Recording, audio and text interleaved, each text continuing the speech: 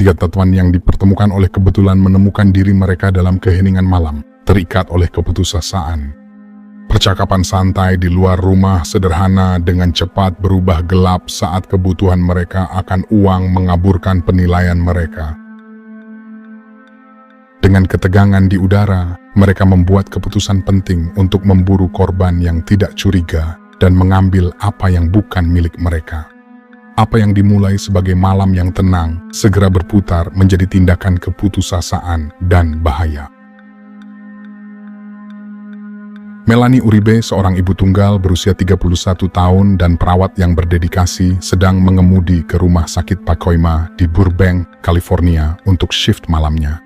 Saat dia mendekati persimpangan di Foothill Boulevard, lampu lalu lintas berubah merah dan dia menghentikan kendaraannya seketika. Kekacauan meletus. Morgan, Willis, dan Spencer menyerbu mobilnya dengan ketepatan yang menakutkan. Dalam hitungan detik, mereka mengalahkan Melanie, mengambil alih kendaraannya dan melaju ke malam, meninggalkan teror di belakang mereka. Api yang dimulai sebagai perburuan putus asa kini berputar menjadi tindakan yang tak terbayangkan. Seorang saksi tunggal dari adegan mengerikan itu tidak membuang waktu. Dengan tangan gemetar, dia menelepon polisi, menceritakan setiap detail yang menakutkan. Sementara itu, di rumah sakit, rekan kerja Melanie merasa gelisah. Dikenal karena ketepatan waktunya yang tak tergoyahkan, ketidakhadiran Melanie berlangsung berjam-jam. Kepanikan mulai muncul. Takut yang terburuk, rekan kerja itu membuat panggilan mendesak sendiri ke pihak berwenang, melaporkan Melanie hilang dan memulai pencarian putus asa. Pada dini hari tanggal 15 Desember 1980, saat pencarian Melanie Uribe berlanjut, panggilan menakutkan datang. Sebuah mobil terlihat terbakar di dekat sekolah.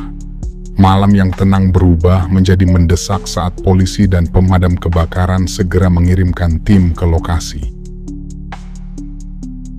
Cahaya api yang mengerikan mengisyaratkan penemuan yang suram. Menunggu dalam bayang-bayang menyelidiki sisa-sisa hangus dari kendaraan yang terbakar, abu dan jelaga tidak mengungkapkan jawaban. Tidak ada sidik jari, tidak ada serat, tidak ada. Seolah-olah api telah menghabiskan setiap jejak kebenaran. Dan sekarang polisi, mereka memiliki satu petunjuk untuk diikuti dari saksi pertama. Deskripsinya tentang bagaimana kendaraan itu melaju malam itu dengan Melanie di dalam berteriak adalah satu-satunya harapan mereka untuk mengungkap misteri suram itu. Polisi meluncurkan perburuan besar-besaran malam itu juga, berlangsung sepanjang hari untuk Melanie Uribe dan penculiknya, menggunakan setiap sumber daya yang mereka miliki. Mobil patroli menyapu lingkungan, helikopter bergemuruh melintasi langit, dan petugas dengan teliti mencari medan yang kasar. Keputusasaan terasa berat saat pihak berwenang beralih ke media, mendesak masyarakat untuk maju dengan informasi apapun yang dapat memecahkan kesunyian dan membawa jawaban atas misteri yang semakin berkembang. Pada tanggal 17 Desember, hari yang tampaknya biasa berubah luar biasa bagi Etta Smith, seorang petugas pengiriman berusia 32 tahun di perusahaan kedirgantaraan. Saat mendengarkan radio, berita tentang hilangnya Melanie Uribe yang misterius memenuhi gelombang udara. Tiba-tiba, lonjakan energi yang tak dapat dijelaskan mengalir melalui tubuh Etta, dan pikirannya dipenuhi dengan visi yang jelas.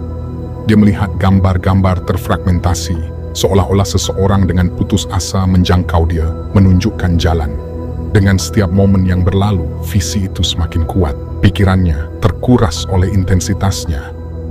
Seolah-olah ada kekuatan di luar kendalinya yang menariknya ke suatu tempat. Tempat yang belum pernah dia kunjungi, namun terasa sangat terhubung.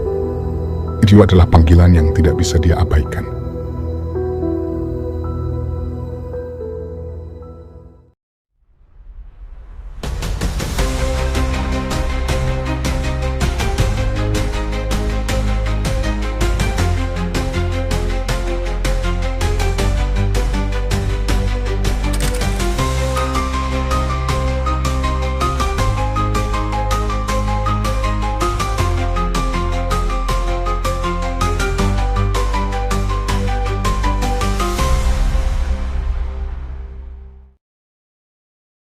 Maeta Smith belum pernah merasakan panggilan yang begitu kuat dan tak tergoyahkan sebelumnya.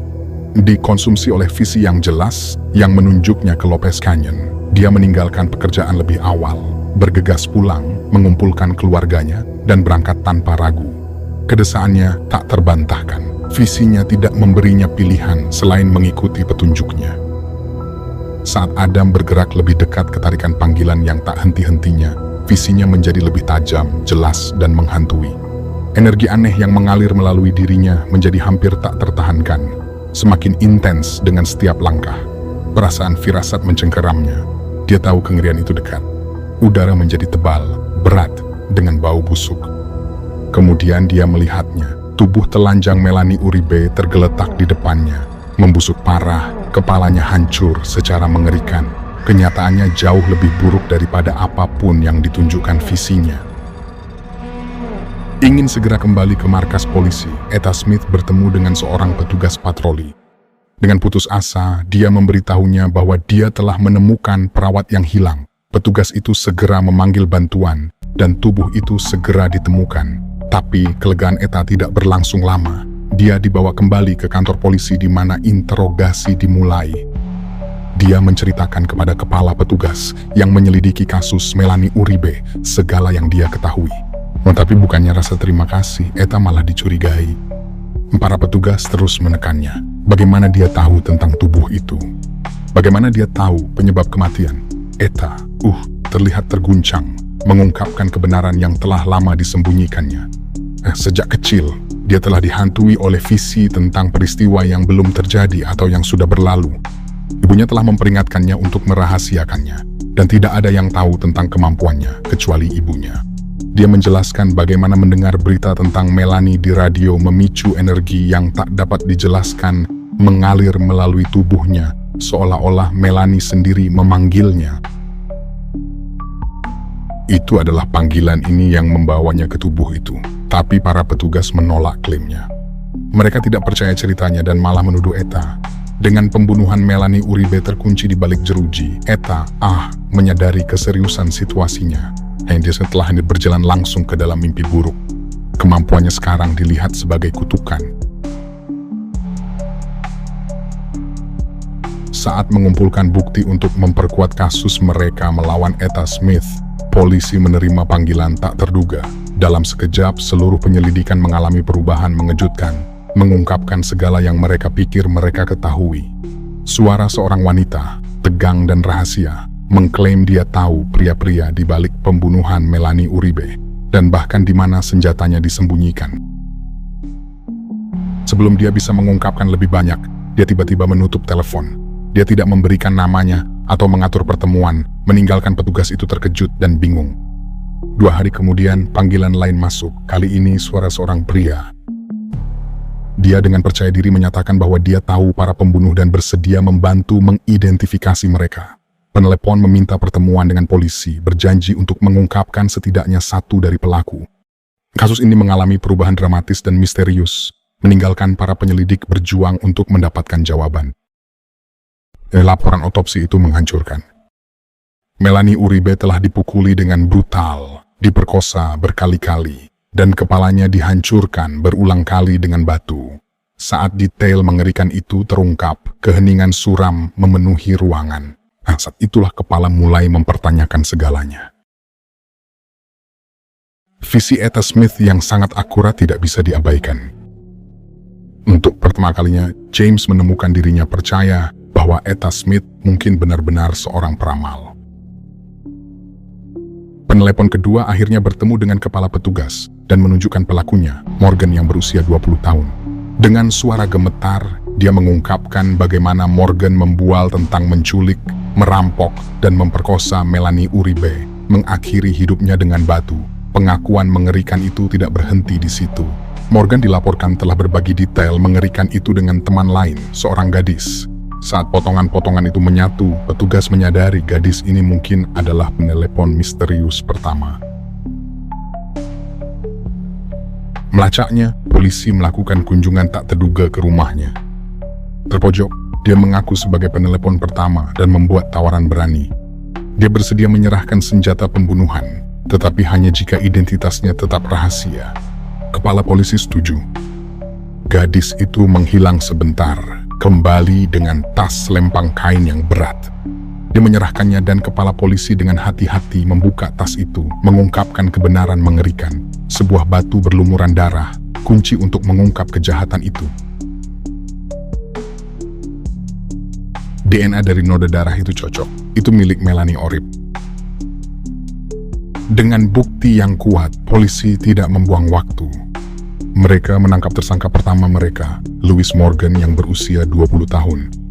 Penangkapannya mengungkapkan sisa teka-teki, mengarah pada penangkapan kaki tangannya, Spencer Nelson yang berusia 21 tahun, dan Norman Willis yang berusia 17 tahun. Etta Smith akhirnya dibebaskan, beban kecurigaan terangkat dari pundaknya. Di ruang sidang yang tegang, ketiga pria itu memberikan pengakuan mengerikan. Apa yang diulai sebagai perampokan berubah menjadi penculikan Melanie Uribe, mobilnya, dan akhirnya horor dari serangan brutalnya. Masing-masing monster itu bergantian memperkosa Melanie sebelum membawanya ke ngarai untuk membungkamnya selamanya. Sementara Morgan dan Willis ragu-ragu memikirkan membunuhnya, Spencer tidak menunjukkan belas kasihan, berulang kali menghantam kepalanya dengan batu. Pengadilan, ngeri dengan kesaksian itu, menemukan ketiganya bersalah dan menjatuhkan hukuman penjara seumur hidup.